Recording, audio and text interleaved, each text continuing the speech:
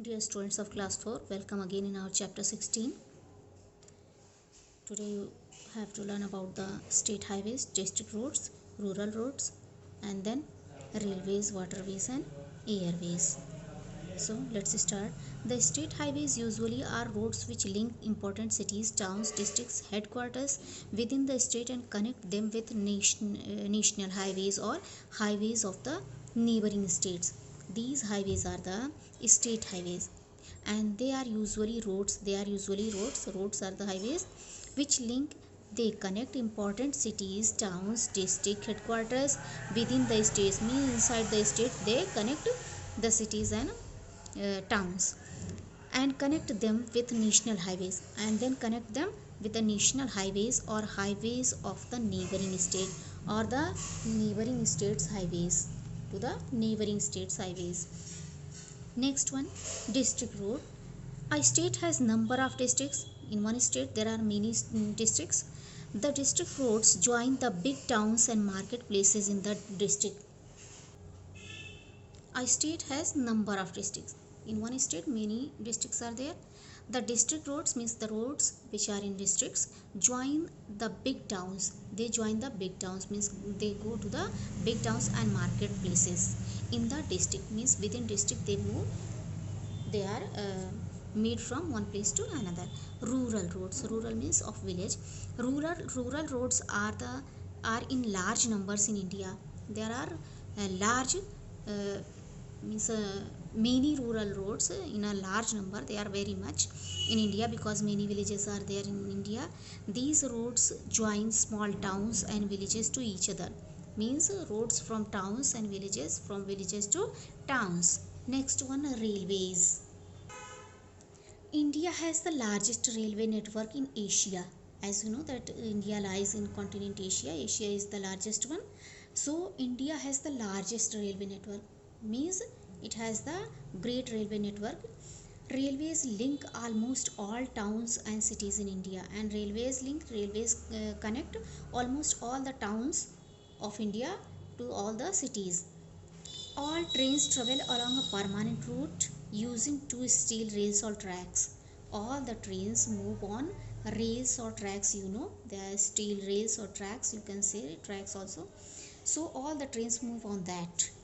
Powerful diesel, electric or electric engines, locomotives drive most of the trains. Most of the trains are driven by diesel and the electric engines. We can classify trains by their average speed, and trains are also classified in some categories. So according to their speed they are classified. A faster train has fewer stops than a slower one, and a faster train has few stops, and a train has more stoppage, and usually caters to long distance travel, and only caters means to provide what somebody wants, so only caters to long distance travel. Duronto Express. Duronto Express trains are the non-stop point to point rail services. They are non-stop point to point rail services. These trains connect the metros and major state capitals of India, and these Duronto Express trains connect the metros. Metro, you know, so these connect the metros and major state capitals of India and the main state capitals of our country India. Rajdhani Express trains are fully air conditioned trains, and about Rajdhani Express definitely you would have listened. So they are fully AC train, air conditioned train, linking state capitals and important cities. They are connecting the state capitals and important cities to New Delhi. All these, they connect all these to New Delhi. Shatabdi and Jan Shatabdi Express trains are intercity seater type trains. Shatabdi train and Jan Shatabdi train, they are intercity seater type train. Intercity train means express passenger train for long distance, that is passenger train for long distance. So they are seater type train. Other than these trains we have super fast and passenger trains, and other than these trains there are super fast trains also, means which have highest speed, and the passenger trains also. The Vivek Express, running between Dibrugarh and Kanyakumari, covers the longest train route in India. And the Vivek Express, running between Dibrugarh and Kanyakumari, means this express train runs between Dibrugarh and Kanyakumari, and this covers the longest train route in India. This covers the longest train, means there is a very long distance. There is the longest distance between two stoppages of this train from Dibrugarh to Kanyakumari. These are goods trains, and these are goods carrier trains, means materials are carried by this train, which carry goods from one place to another. They carry goods from one place to another. Some goods trains have tankers which carry petrol, chemicals, etc., and some goods carrier trains have tankers, means they carry tanks in which liquids are kept, in which liquids are taken from one place to another. Some big cities have their own local train network, and some big cities are there which have their own local train network, means train moves in within the city, means inside the city from one place to another. People use these trains to travel to work, and many people are there who use these trains to go to their workplace in the cities from nearby areas every day. They travel daily. They go to their offices, workplaces, markets where they need. Metro rails run either under the ground or over the ground. Metro rails, you can see as here in the picture, this is metro train. So metro rail, either they move under the ground or over the ground, and or an elevated flyover, or an elevated means to move something to a higher place, means to a higher place, flyover, and flyover means overpass. These trains are the best means of transport in big cities, and nowadays it is supposed to be the best transport means of transport. Monorail. Monorail is an elevated rail based transportation system based on a single rail which acts as its sole support and its guideway. Monorail means monorail is a railway uh, consisting a single rail, means there is a single rail. So that is an elevated rail based, elevated, it is higher, and transportation system based on a single rail which acts as its sole support and its guideway. And its guideway means a track along which something moves, a track along which something moves. You can see in the picture. Now you are going to learn about the waterways. Water transport depends mainly on boats and ships. These two means are there on which the waterways is depend. Any small watercraft is classed as a boat.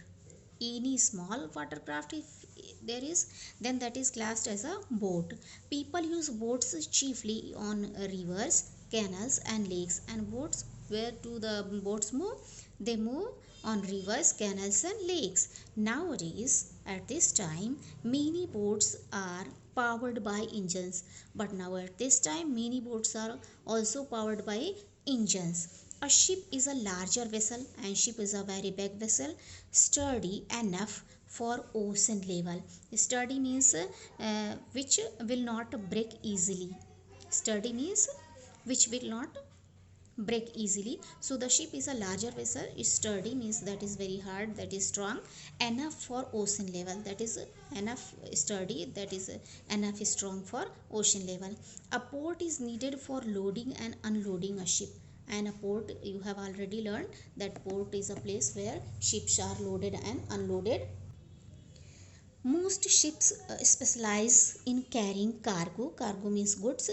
So most ships specialize in carrying, means they carry cargoes from one port to another. Tankers and container vessels transport goods like petroleum all over the world. They carry petroleum also, means liquid materials, from one place to another, to all over the world, in all over the world.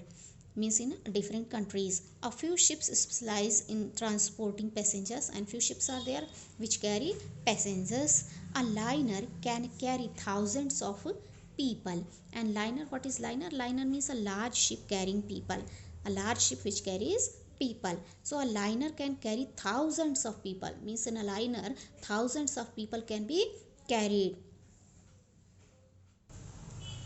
India has a long coastline of about 7,500 kilometers. India's coastline is 7,500 kilometers. And coastline means, you can understand, coastline is a place where land meets the sea. Where land meets the sea, that is coastline. So it is about 7,500 kilometers, including Andaman and Nicobar Islands and Lakshadweep. Means Andaman and Nicobar Island and Lakshadweep Island is also included in this kilometer distance. There are 12 major ports and about 184 minor ports. 12 major ports are there, and 184 minor ports are there on the sea routes. On the sea routes there are so many ports.